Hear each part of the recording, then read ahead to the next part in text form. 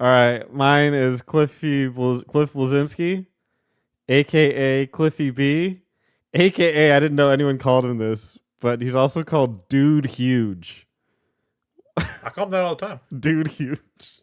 Why? Yeah.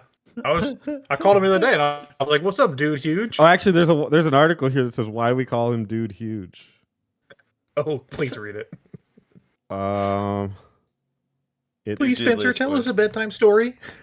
The link does not. Please, we want to know the story of Dude Huge.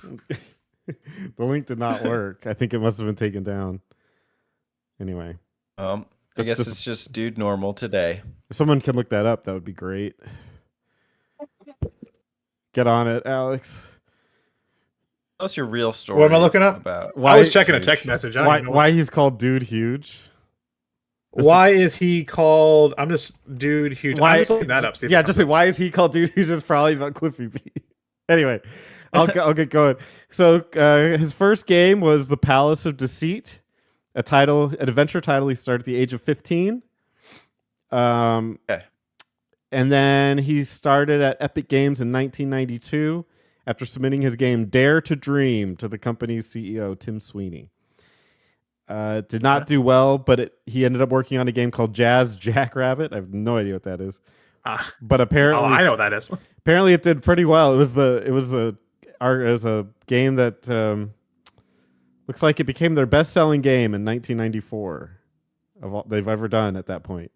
Probably is better than Fortnite. It's not, but it earned him enough money to buy. Is Jackrabbit in Fortnite? Sorry, probably. I don't know. There's a million things in Fortnite. To buy his first apartment and car. It was around this time that he joined Sweeney and James Schmaltz on what would become Unreal, which received to follow up Unreal Tournament. Yeah. But he's most known for the Gears of War franchise. He's who? The game. It's a director. But yeah, he's most known for the Gears of War franchise, which has sold over 22 million copies and earned over $1 billion in revenue as of January 2014. It evolved out of the development of what was going to be a game called Unreal Warfare. He explained in a speech, the game started out as a first-person shooter in the Unreal universe. Over time, however, influenced by the cover mechanic in Kill Switch and the third-person Resident Evil 4, Unreal Warfare became the game known as Gears of War. So pretty interesting that he was influenced by some of our favorite games. Kill Switch, specifically. Kill Switch is sick. Yeah, Kill Switch, yeah. After 20 years with the company, he announced his departure from Epic Games on October 3rd, 2012. Saying he wanted a break, and he thought he was done, but he created something called Boss Key Productions in 2014, and they wanted to jump on the free-to-play video game train, make the ultimate free-to-play game, because that was what was kind of going on at the time. Still is. And in 2015, no, I guess 2014, he announced there'd be a game called Lawbreakers that he was going to make. And in May 2016, he joined the board of advisors for Fig, a mixed crowdfunding investment platform for video games. That sounds like a freaking scam, but whatever. I'm sure it's legit. On May 14th, 2018, he announced the dissolution of Boss Key Productions, citing lackluster sales. Yeah, his game Lawbreakers did not do well, which I never played it. I have no dog in that, but there were a lot of games at the time that were kind of doing that, where they were like a first-person arena shooter was like the order of the day, and there were a million of them, and one of them was going to do really well, and he thought it would be his, and it wasn't. After that, he's gotten into theater production, and I checked this out because he said he was on April 23rd, 2023. He announced he was writing a comic book series called Scrapper in collaboration with Alex DeCampi, with illustrations by Sandy Jarrell. If that means something to anybody, congratulations. Its first issue will be released on July 19th. You can tell this was written before that. I checked, and it has been released to mediocre reviews. So I don't know. Hopefully he does well. I have no idea. Cliffy B, I found interesting. No, no good. It's no Jazz the Jackrabbit. He should do Jazz the Jackrabbit the be. game. Yeah, he'll never top Jazz. I just found him interesting because he was the first like that I can recall dude game developer where they were like the games were almost not entirely because Gears of War could have sold itself. Like let's be real on that, but there was kind of a buzz around just Cliff as a guy. Like talking about the games, and he would like swear in the interviews and be like, "It's fucking cool." And people are like, "Holy shit, people can talk like that." I guess like after Nintendo, people are just assuming that everyone's like straight laced and professional and kid friendly, and he kind of busted the doors on that and was like, "No, we can be badasses too." And he was like a rock star game developer, and for about a couple of years, it was like, if we get Cliffy B involved, people will just be excited because it's like a cool guy. He's making our game, and he used to dress up all cool. Now he looks like a freaking nerd. I've seen some more recent pictures, but back in the day, like he was. I'll put a picture up. They'll see the picture when we do the podcast. But yeah, he was like a cool looking guy, kind of long, shaggy hair, and goatee and a 5 o'clock shadow. He looks young. He looks kind of cool. So I thought he really represented the dude culture we're kind of talking about for this month. So Cliffy B is my dude of the month. What a dude. He wrote 3 books too. Yeah. Did you know? That's amazing. Gears of what?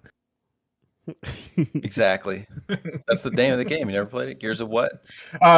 All I can find is that Kotaku called him Dude Huge. Yeah, that's exactly where the article is, and I click on it and it just goes away. That's all I can find. That's all I can find. Lost media. Where is this Kotaku What article? happened to Dude Huge? We'll never know. Only the brains at Kotaku. I remember Lawbreakers when that was like a thing that was happening. Yeah. Because that was like around the same time as like Battleborn and Overwatch and a bunch of those different games. Yeah. And yeah, I remember even at the time, like press that I was seeing for Lawbreakers, they were like, I don't think so. Oh no.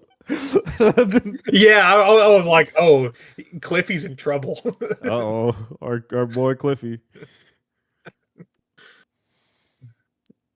Did you know there I wasn't joking, by the way. Under his videography, it says Gears of War, TBA, but it's been TBA since 2008. Oh, God. Oh, yeah, they've been trying to develop like a movie or something for the longest time. Should be called NTBA. Yeah. Jesus. That's a long time. Yeah, he what was the last Gears he was involved with? I don't think he pulled up. Looks like Gears 3. 3? Mm-hmm. That explains it. Yeah, that would explain it because like I think Judgment was like People Can Fly, and then 4 and 5 were the Coalition. So that would make sense. Is there anything else here that like matters that he did besides Gears? Sure. Jazz Jackrabbit. I actually know what Jazz Jackrabbit is. I wasn't making a joke. It's pretty good. Does it matter though? Shooter. Jazz Jackrabbit matters? Yes. Look at the foundation of our culture, and you Yeah. you tell me if Jazz Literally, I don't see any Jackrabbit. All of Americana is built on Jazz Jackrabbit. Jack can't even say it right. They don't fill on shit. Jack Jazz Rabbit. I like Jack Jazz Rabbit. Too. That's better, I think. I mean, he did Unreal, like the Unreal Tournament series. That's huge. He worked on it. I don't know if he was. Yeah, like, that's a big big part. That actually is a big part of our culture, right? Like, Yeah. that kind of formed how we see like online gaming. Yeah. So I mean, Unreal Tournament and Gears of War. That's pretty big, but those are the main things. So it's not really a surprise that he wanted to make a game like Lawbreakers. I mean, that should be kind of obvious, but it's a shame it didn't do well. It's probably one of the 50 that came out that year that didn't do well. He did do an arena stage for Super Hot, which is kind of cool. But Dude, for the longest time, I thought Lawbreakers, like I forgot what it was called, and I thought it was Agents of Mayhem. But no, that's the Saints Row one they did. The Saints Row spin. I was like, and then you said Lawbreakers. I was like, that's the name. I just wiped that from my brain. yeah. Lawbreakers is something that you would have deleted at some point. You're like, You're like storing memories of games, and it's like, okay, that one I think can go. It's like, I don't think I need that one. I don't think I ever need to know anything about Lawbreakers. Get it out of here. Yeah. Yeah. Well, what have you guys learned? Never dream. Yeah. Success. Don't work for Nintendo.